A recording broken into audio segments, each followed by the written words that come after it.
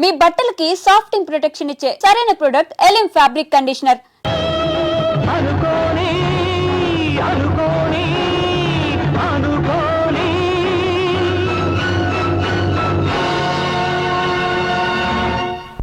ఆగో, మన ఇద్దరి మధ్య ఆఖరి ప్రోగ్రాం ఇప్పుడే ముగిసింది, కానీ మన సమస్య మాత్రం అలాగే మిగిలిపోయింది. మనిద్దరం విడిపోవటానికి కారణం నువ్వు చెబితే తప్ప నువ్వు ఒక్కడుగు కూడా ముందుకు పెట్టడానికి వీల్లేదు. Come on, tell me. Seenu, నేనెవరికైనా సమాధానం చెప్పగలను, కానీ నీ ఎదురుగా నిలబడి సమాధానం చెప్పే శక్తి నాకు లేదు. సీను, సీను, పంప మునిగిందిరా. ఏంటి బాబాయ్, స్వప్న నీకేమైనా చెప్పిందా? లేదు. ఆ లంబోదరం గారి కారులో వెళ్తుందిరా. ఆ కారులో స్వప్న వెళ్ళిందా? అవును. నీకేమైనా చెప్పిందా? ఆ కారులో వెళ్లాల్సింది స్వప్న కాదు, నేను. స్వప్న బలికి అవడానికి వీల్లేదు. ఏం పోనేది? సీను, స్వప్న ఎవరో కాదు, ఇన్నాళ్ళు నువ్వు ఎదురు చూస్తున్న నీ మరదలు సరోజ.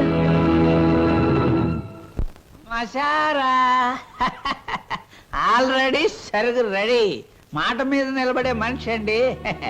అన్న మాట ప్రకారం వచ్చి కారెక్కింది, వర్ణ పొలాన్ని తీసుకొచ్చేసాను అంతే.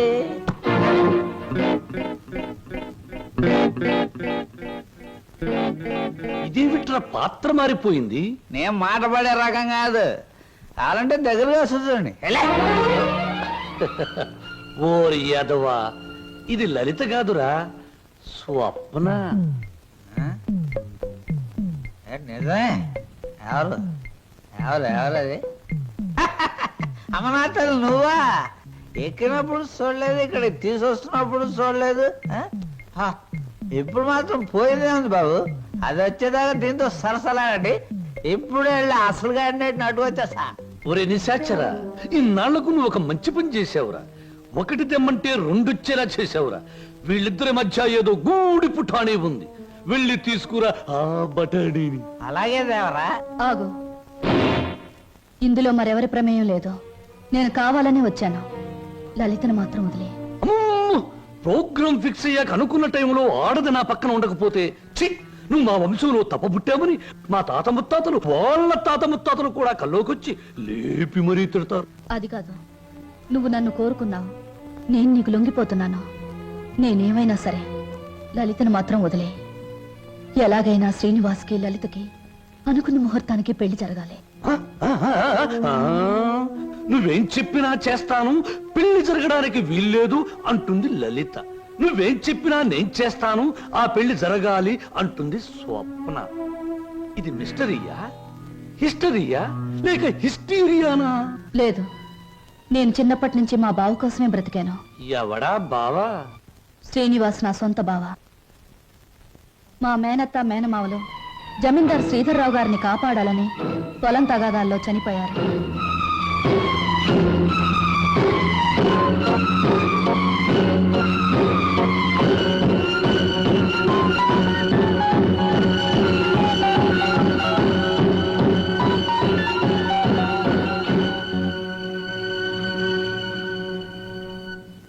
అమ్మా సరోజ.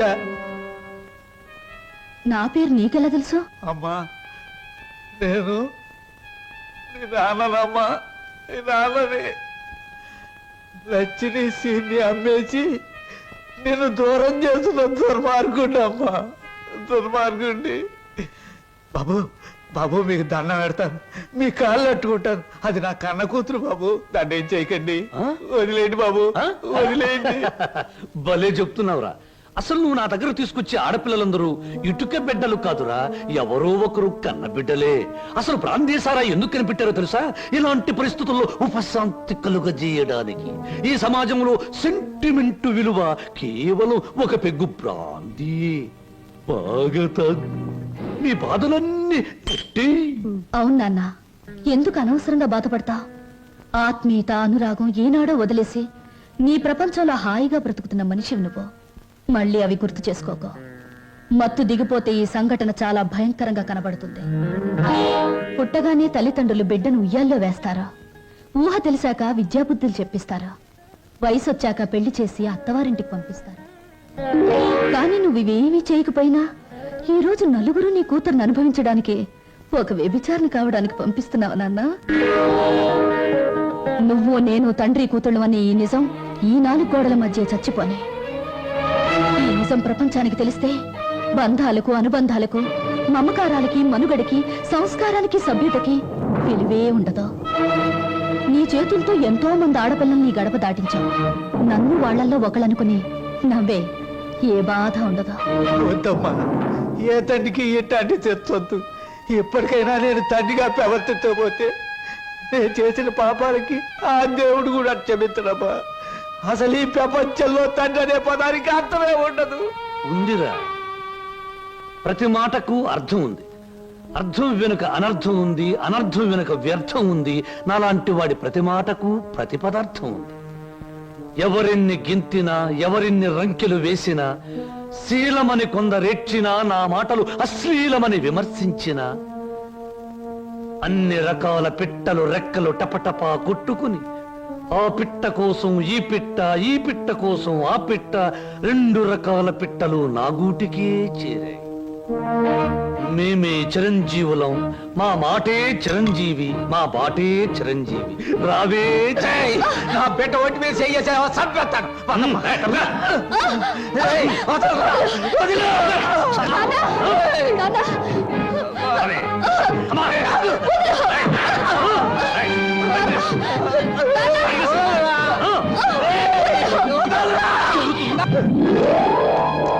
రేయ్, నా బిడ్డకు అన్యాయం చేయకురా. రే, నా బిడ్డ బతు నాశనం చేయకురా. రేయ్, నా బిడ్డకు అన్యాయం చేయకండిరా. నా బిడ్డకు అన్యాయం చేయకండి బాబు. బాబు, నా బిడ్డకు అన్యాయం జరిగిపోతుంది. రండి బాబు. మామయ్య, బాబు సీను, నన్ను క్షమించమని అడగరా. నా బిడ్డను రక్షించరా. సరోజ్ ఎక్కడ మావయ్య చెప్పు. అదిగో.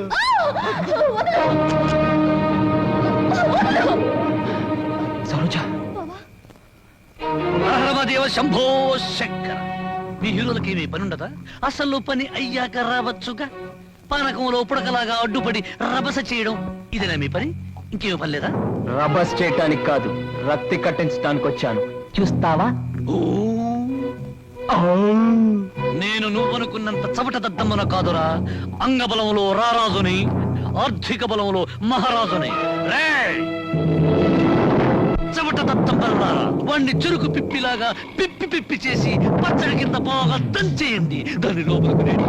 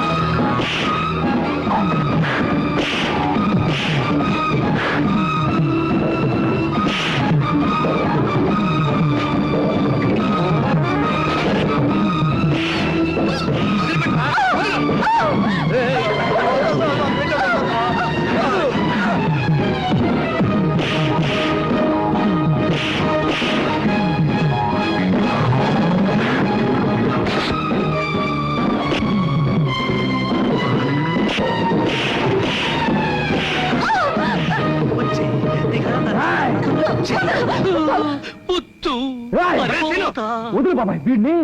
ఆగరా, నువ్వెందుకు ఆ నీచుని చంపి నేరస్తుడు అవుతావు? ఆగు. అవును బాబు, ఈడంత తేలిగ్గా సావటానికి వెళ్ళలేదు. జైలు గోడల మధ్య కుళ్ళి కుళ్ళి సావాలి. వీడి గుట్టుమట్టని నాకు తెలుసు బాబు. నేనే ఇన్ని పోలీస్ స్టేషన్లో అప్పచెప్పొస్తాను. చిన్నోడివైనా నీకు చేతులు ఎత్తి మొక్కుతాను. నా బిడ్డను క్షమించమని అడిగే అర్హత నాకు లేదు బాబు. నేను చేసిన దుర్మార్గాల్ని మర్చిపోయి నా తప్పుల్ని క్షమించి నా బిడ్డను కాస్త ఆదరించు బాబు.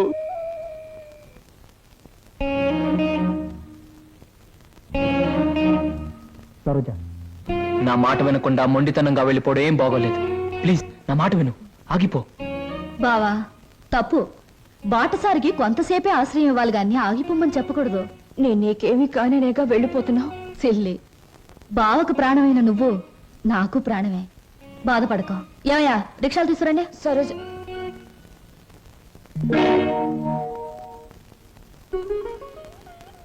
అంకుల్, చీ చీ చీ, ఏమిటి మీ కళ్ళల్లో కన్నీళ్ళా?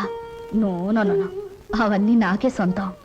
ఇంకొకరి కళ్ళల్లో చూడడం నాకు ఇష్టం ఉండదు. స్వప్న, నువ్వు అందరికీ సమాధానం చెప్పావు, నాకు కూడా సమాధానం చెప్పాళ్ళమ్మా.